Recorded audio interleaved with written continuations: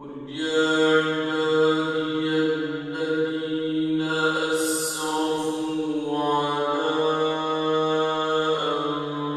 أنفسهم لا تقنطوا من رحمة الله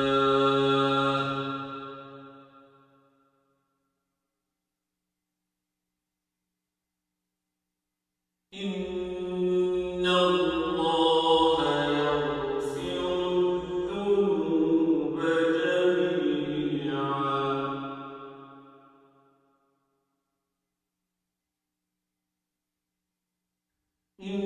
إنه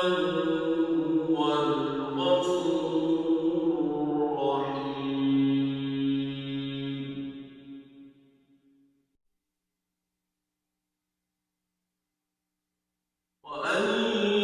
وأنيبوا إلى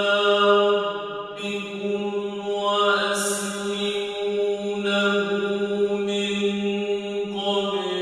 أن يأتيكم العذاب ثم لا تنصرون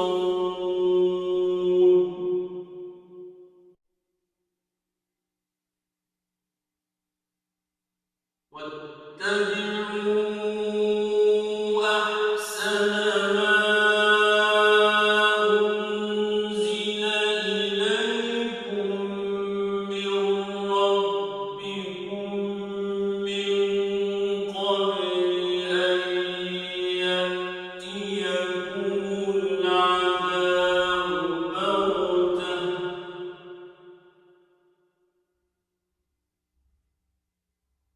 من